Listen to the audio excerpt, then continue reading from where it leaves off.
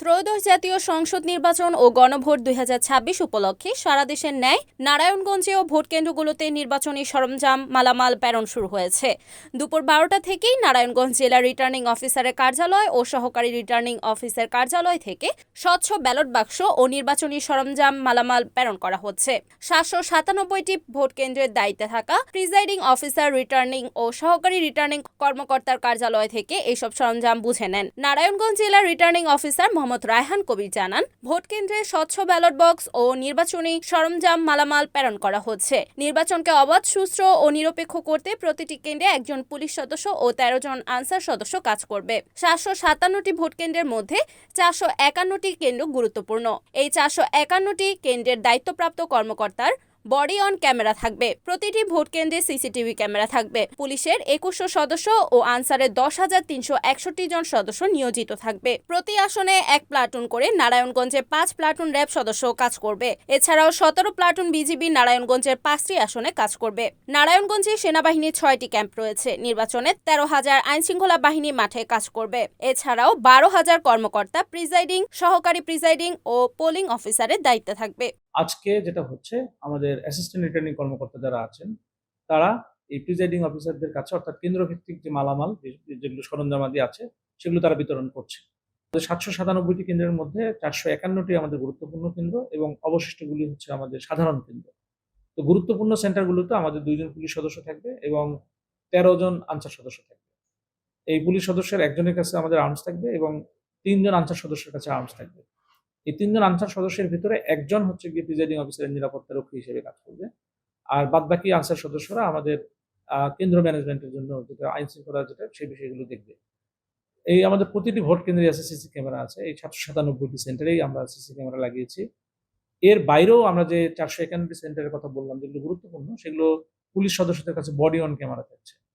এই ক্যামেরাটার বিশেষত্ব হচ্ছে যে আপনার এটা যেদিকে মুখ করবে পুলিশ সদস্য সেটাই ট্র্যাক হয়ে যাবে এবং একই সাথে ওই তাকে সার্কেল করে ২০০ গজ পর্যন্ত সেই শব্দ ট্র্যাক করতে পারে।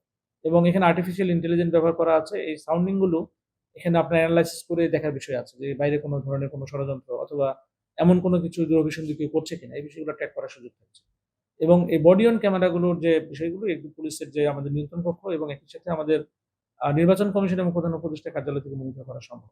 ঠিক একইভাবে সিসি ক্যামেরা যে সেন্টারগুলোতে আছে, আমরা বলেছি ৭৯৭টিতেই আছে, এগুলোর অ্যাক্সেস অ্যাসিস্ট্যান্ট রিটার্নিং অফিসার এবং একই সাথে আমাদের যে জেলায় যে আমাদের রিটার্নিং কর্মকর্তা আপনারা দেখছেন মনিটর, এখানে এই কেন্দ্রগুলোর অ্যাক্সেস আমাদের কাছেও থাকবে। অর্থাৎ আমরা এখান থেকে দেখতে পাবো আসলে কোন কেন্দ্রে কি হচ্ছে।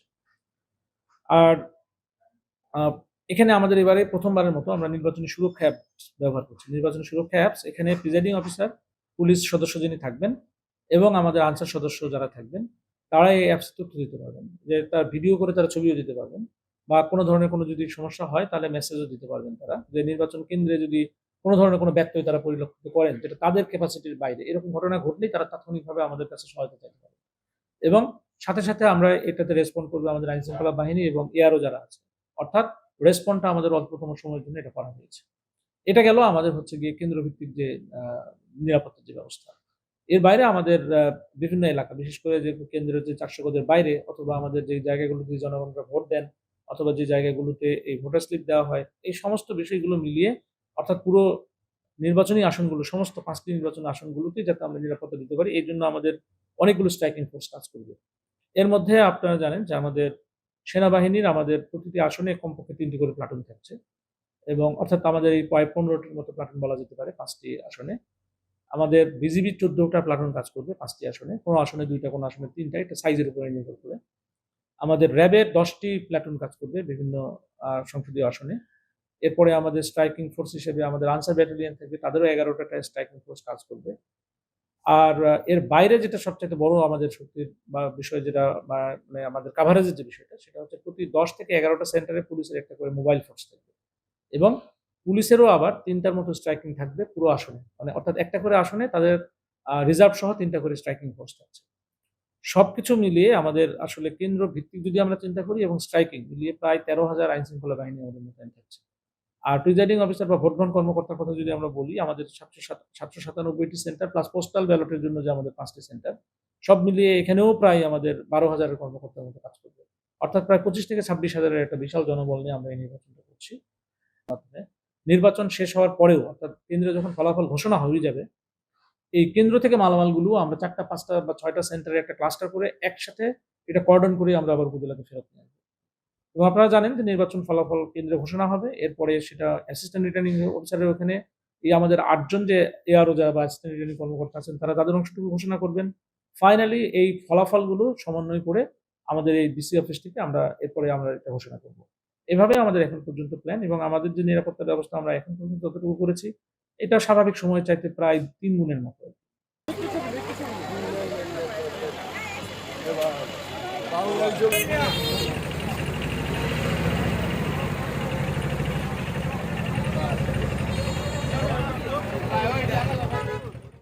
রিপোর্ট সাগর খান, NAN টিভি, নারায়ণগঞ্জ।